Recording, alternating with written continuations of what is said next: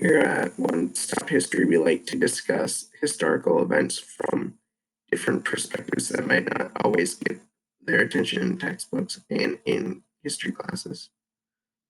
Last week, we discussed the U.S. Dakota War and how that led to the largest mass execution in U.S. history.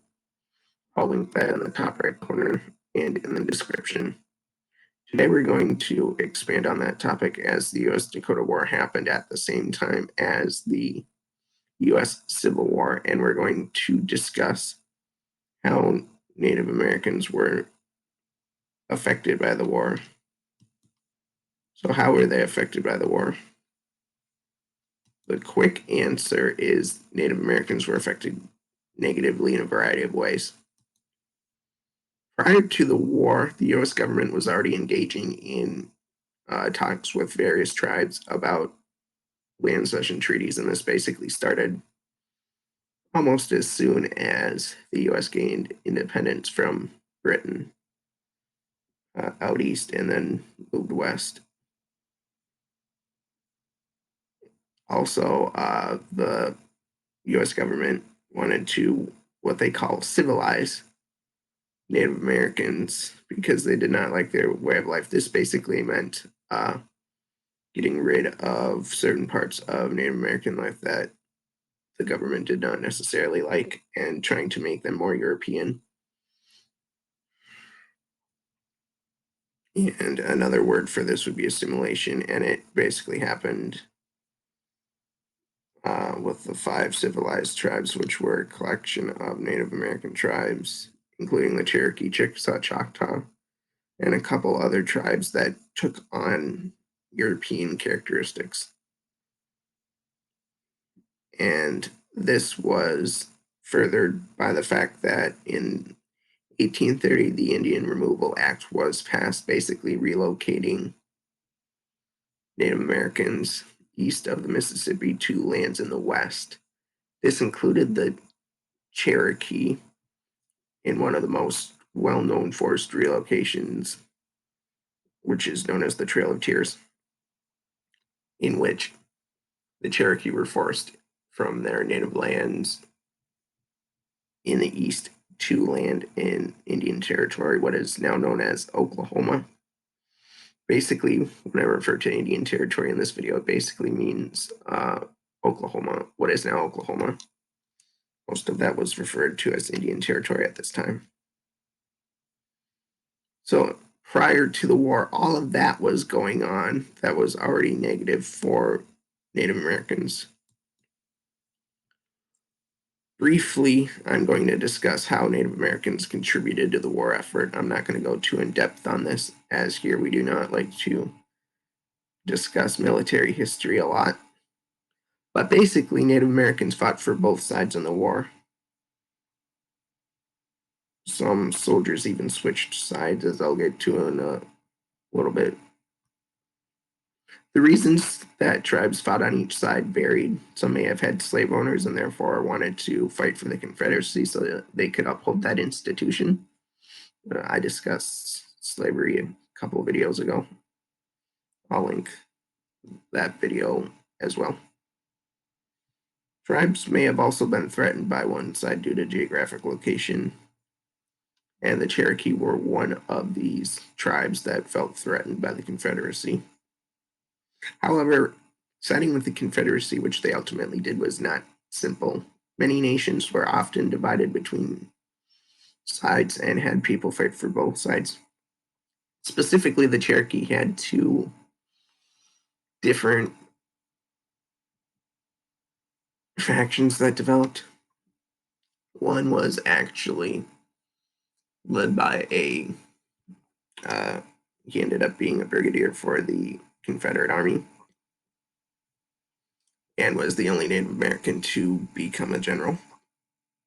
And then he had an opponent, John Ross was his name.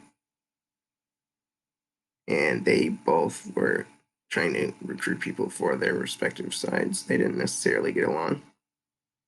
And eventually, for a variety of reasons, they signed with the Confederacy, mainly because they were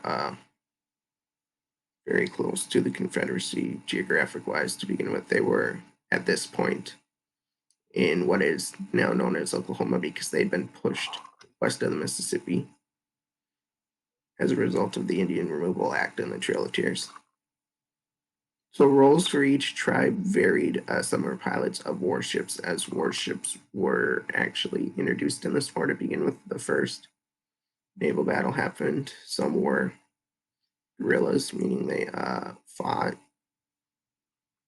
basically land wars. Some were infantry, so they fought in the standard formation of the time, which was neat lines and all that.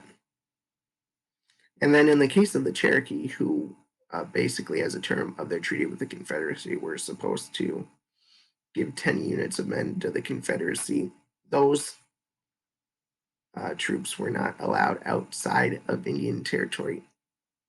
And yes, there were battles in Indian territory. And even the surrender was a result of a Native American, Eli S. Parker, who was Ulysses S. Grant's military counsel at the time. He was a Seneca Native American. He was from that tribe. He was the one that drew up the terms of surrender at Appomattox Courthouse that Robert E. Lee and Ulysses S. Grant agreed on.